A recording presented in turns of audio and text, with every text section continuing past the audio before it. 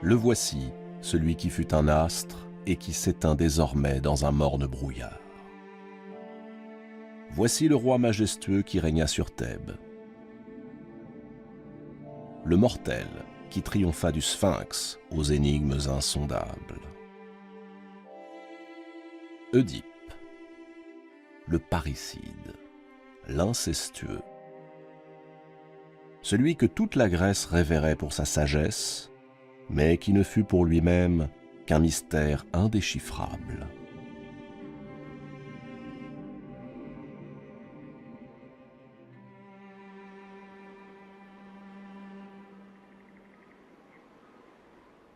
Il marche, réduit à l'exil, proscrit. Seule Antigone, sa fille aînée, l'accompagne.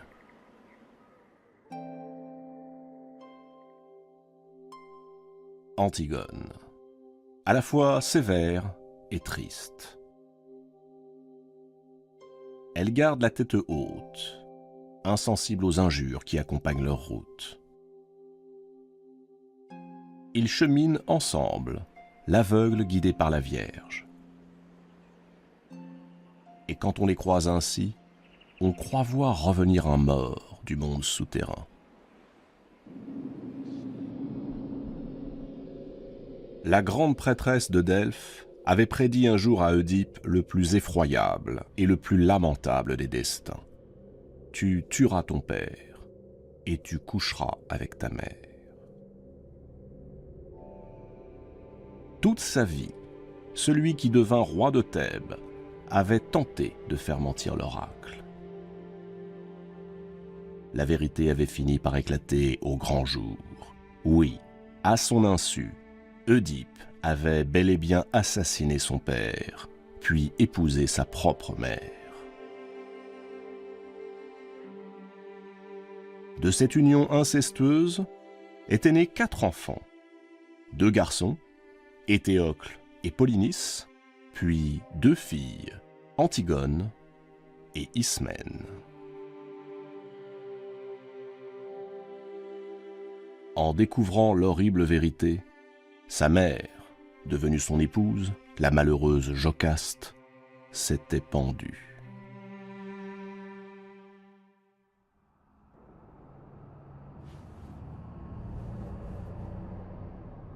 Brisé, Oedipe avait alors arraché les agrafes d'or qui ornaient les vêtements de sa mère et s'était crevé les yeux.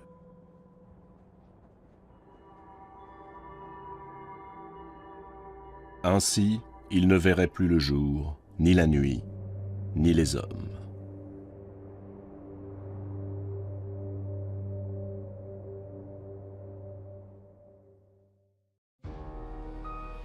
Le trône de Thèbes se retrouvait vacant.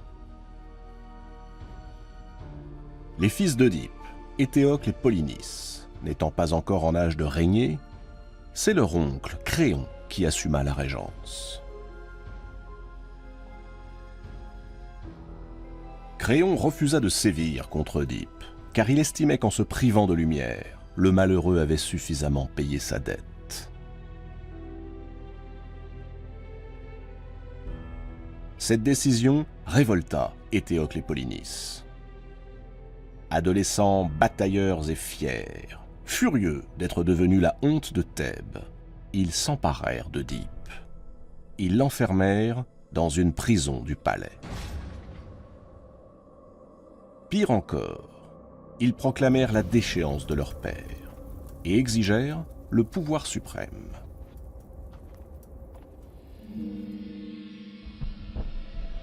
Au malheur et à la honte s'ajouta donc la trahison. Oedipe mit ses fils en garde. S'ils n'honoraient plus leur père, s'ils bravaient le destin et les dieux en humiliant l'auteur de leur jour, c'est l'épée à la main qu'ils devraient se partager son royaume.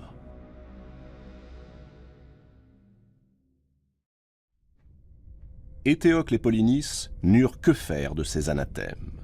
Au contraire, ils chassèrent leur père de Thèbes. Depuis ce jour, drapé dans son malheur comme dans un linceul, Œdipe erre, appuyé au bras de sa fille. Le long des routes, la jeune femme soutient le vieillard comme on porte un héros. Elle sait, depuis son plus jeune âge, qu'il ne faut jamais plier, jamais céder au coup du sort.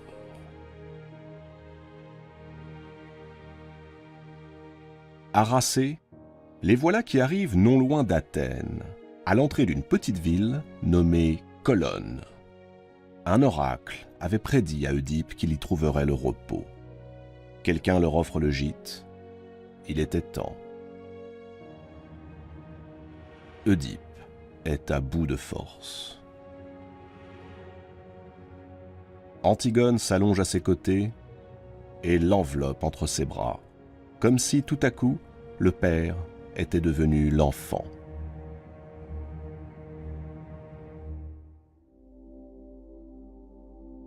Une année s'écoule, loin du tumulte et des vacarmes qui montent de Thèbes. Un matin, à l'heure où l'aube jette ses premiers feux, on frappe à la porte. C'est Ismène, la sœur d'Antigone. Dans un état d'excitation extrême, Ismène lui fait le récit des derniers événements qui se sont déroulés à Thèbes.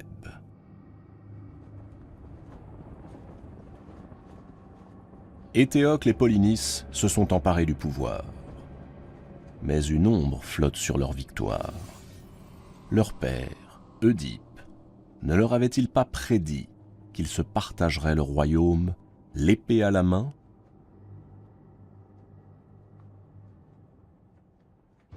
Pour conjurer cette malédiction, Éthéocle a trouvé la solution. Un partage du pouvoir. Il suffirait qu'ils règnent à tour de rôle, une année chacun, pour que tout risque de conflit soit écarté. Polynice a accepté. Et comme Éthéocle est l'aîné, eh bien c'est lui qui est monté le premier sur le trône, promettant qu'il rendrait sa couronne le temps venu. Respectueux de leur accord, Polynice a jugé plus convenable de s'éloigner de Thèbes pendant que son frère gouvernait. Il s'est rendu dans la ville voisine d'Argos, sur laquelle règne le roi Adraste, et il a épousé sa fille. Ainsi, les liens entre Thèbes, la ville de Dionysos, et Argos, la cité du grand Persée, se trouvent officiellement renforcés. La première année vient de s'achever. Polynice est revenu à Thèbes pour réclamer à son tour le sceptre royal.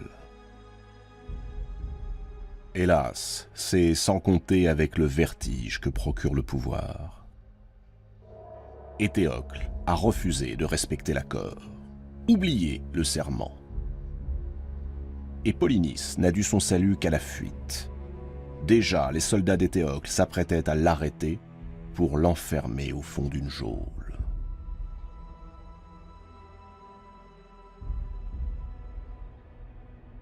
Ismène prend une courte inspiration. Elle tente de maîtriser les battements affolés de son cœur et elle reprend son récit.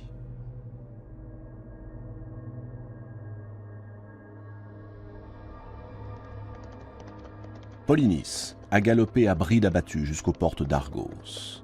Là, il a plaidé sa cause auprès du roi Adraste et obtenu de lui qu'une armée, conduite par 7 preux capitaines, se mette en route pour Thèbes afin de le rétablir dans son droit. Ces capitaines, on les appelle les 7 contre Thèbes. À leur tête, Polynice a fait le serment d'abattre les remparts de la cité et de tuer ce frère qui l'a trahi.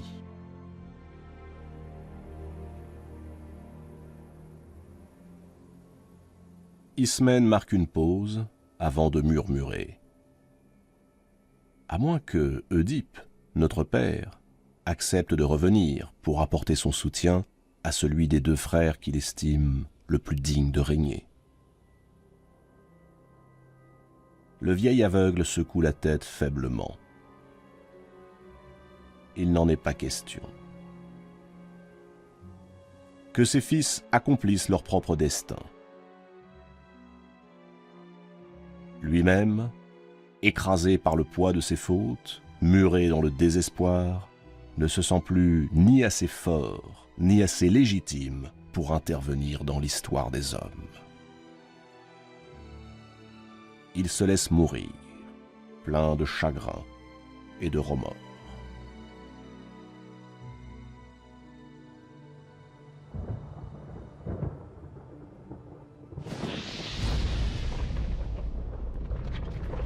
Tout à coup, une faille gigantesque se forme.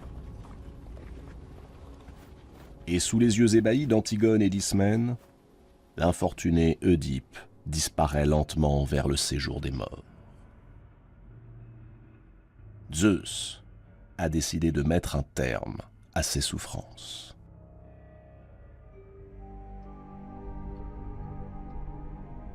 Ismène éclate en sanglots. Antigone reste impassible. Elle prend sa sœur par la main. Il est temps de rentrer à Thèbes. Lorsqu'Antigone arrive en vue de la cité, le spectacle qu'elle découvre est terrifiant. Une armée gigantesque campe au pied des murs. L'armée de Polynice. 7 chefs sont postés devant chacune des 7 portes de la puissante Thèbes. Ils sont entourés d'un flot de boucliers étincelants, de casques à crinière et d'une moisson de lances.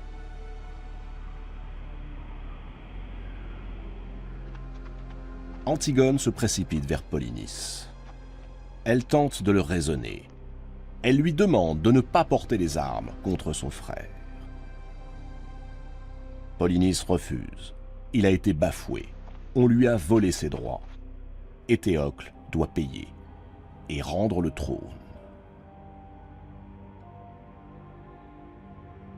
Antigone court alors jusqu'au palais où s'est enfermé Éthéocle et l'adjure de renoncer au combat.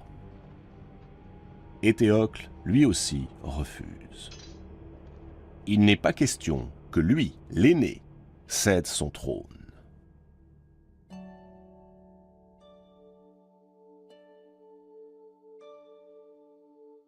La guerre entre Éthéocle et Polynice est inévitable.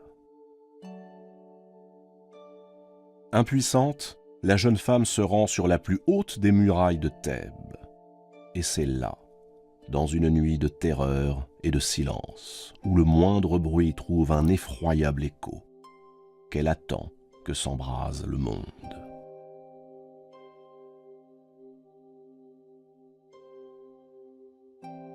Le soleil pointe à l'horizon. L'aube se lève sur Thèbes. Le cœur serré, Antigone observe ce paysage qui respire la mort.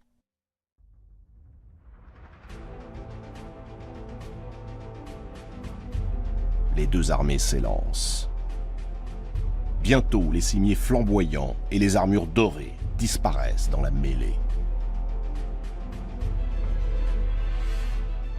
Polynice et ses troupes ont beau s'élancer contre la ville, leur assaut se fracasse contre les remparts de Thèbes. Des heures entières de combats, de plaintes et de fureur, sans que n'apparaisse un vainqueur. Alors, au moment où tombe la nuit, Polynice sort du rang des assaillants et propose à son frère un combat singulier. Éthéocle accepte. Il faut en finir. Pareil à des fauves, les deux frères se ruent l'un sur l'autre. Ils bondissent, esquivent, frappent. Et soudain, Polynice s'effondre.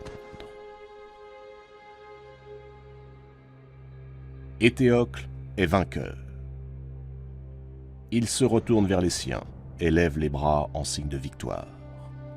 Lorsque Polynice, dans un dernier souffle, se redresse et, enfonce son glaive dans le dos de son frère. C'est fini.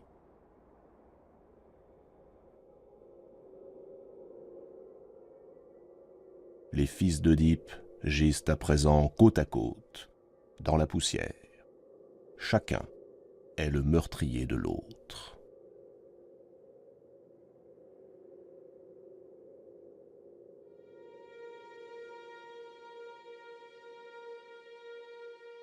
Antigone ne retient plus ses sanglots.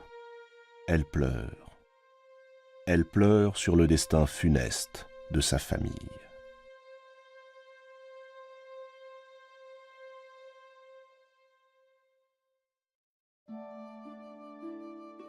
L'heure est maintenant aux funérailles. Créon s'avance. C'est à lui que revient à nouveau le trône de Thèbes. Il veut croire à une ère nouvelle, en un nouveau monde. Et il entend bien le fonder, ce nouveau monde, sur des principes intangibles. Créon décide de tout mettre en œuvre pour que jamais pareille tragédie ne puisse se reproduire. Pour commencer, il décide de rendre tous les honneurs à celui qui est mort en défendant la ville de Thèbes, Éthéocle. Il le fait ensevelir au cours d'une cérémonie grandiose. Ensuite, il ordonne que le cadavre de Polynice soit abandonné sur le champ de bataille, qu'on le laisse en pâture aux chiens. Ainsi, chacun saura ce qu'il en coûte de prendre les armes contre la cité. Créon inflige à Polynice ce qui est pour les Grecs le plus effroyable de tous les châtiments. En privant un mort de sépulture, en lui refusant ce droit, en lui retirant les offrandes et les rites qui lui sont dus, on le condamne à errer éternellement dans le monde souterrain, sans jamais trouver le repos.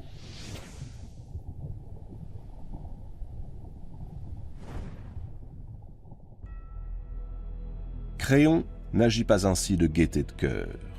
Il n'a rien contre son neveu Polynice. Mais Polynice est celui qui a osé s'attaquer à la patrie. Et cela, Créon ne peut l'admettre. La loi de Créon est claire. Tous ceux qui menaceront Thèbes, tous ceux qui défieront ce qu'il appelle la raison d'État, connaîtront le même sort que Polynice. Antigone s'insurge. Elle se jette aux pieds de Créon. Elle le supplie de revenir sur cette décision. Elle sait bien qu'Éthéocle était un usurpateur, mais elle sait aussi qu'il a défendu sa cité. Elle sait que Polynice, même pour reconquérir son droit, n'aurait pas dû prendre les armes contre sa patrie. Mais condamner un homme aux enfers est pour elle inacceptable.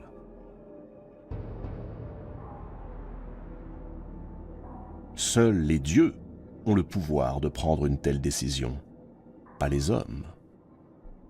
Devant la mort, tous sont égaux. Et c'est un devoir sacré, un devoir envers les dieux, que de rendre aux défunts, quels que soient leurs crimes, les honneurs funéraires. Créon ne veut rien entendre. Il ne veut plus du désordre. Si son peuple et sa cité veulent survivre, il n'a pas le choix. Il faut frapper les esprits. Polynice sera un symbole. Antigone se relève. Elle fixe Créon et lui dit « Non. Non, je ne peux accepter cette loi. Ce n'est pas la loi de Zeus, c'est la loi de Créon. La loi d'un homme, non celle d'un dieu. En tant qu'homme, en tant que roi, Créon a le pouvoir de traiter comme il l'entend les citoyens de sa cité lorsqu'ils sont vivants. Mais il ne saurait disposer de leur âme lorsqu'ils sont morts.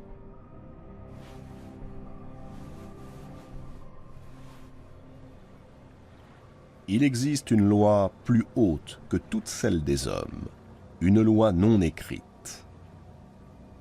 Si les dieux ont accepté que Polynice soit vaincu, ils n'ont pas voulu que son âme soit vouée à l'errance éternelle.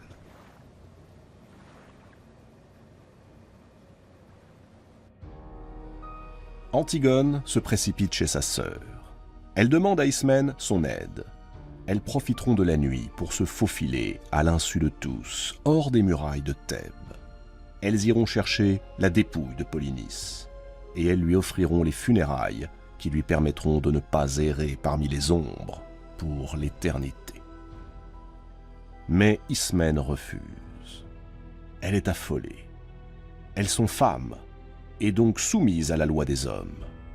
Et Ismène rappelle à Antigone quel terrible sort l'attend si elle brave cette loi. Antigone sait désormais qu'elle est seule.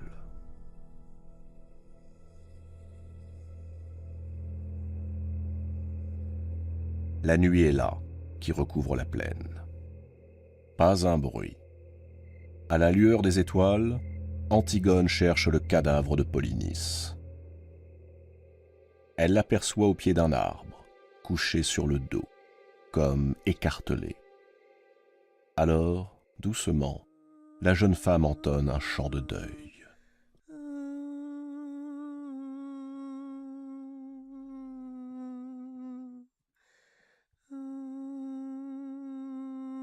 Puis, après avoir accompli les rites sacrés, elle le recouvre de terre. À peine a-t-elle achevé son devoir que les gardes surgissent. Ils s'emparent d'elle et l'entraînent au palais.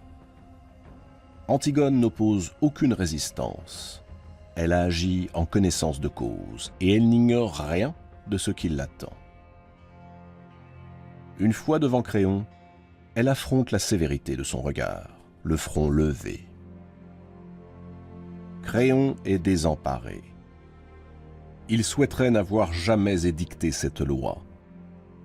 Mais puisqu'il avait promis le plus terrible des châtiments à qui oserait la transgresser, alors Antigone doit mourir. Les gardes n'osent la toucher. Tous sont impressionnés par sa détermination. C'est elle qui les précède. Sous les regards consternés des habitants de Thèbes, Antigone traverse la ville jusqu'aux marches d'un tombeau. C'est celui des Labdacides, sa famille. Impassible, elle en franchit le seuil.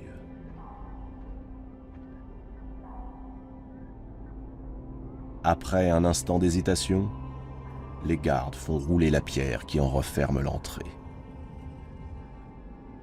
Le tombeau est scellé. Antigone n'a plus qu'à attendre que la mort vienne la libérer.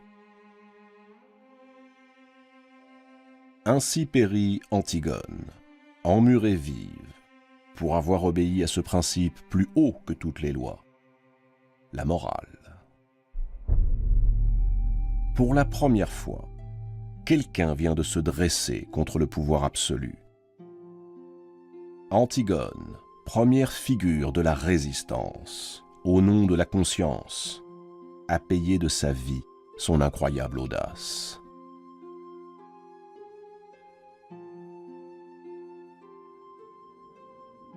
Sur Terre, plus rien ne sera comme avant.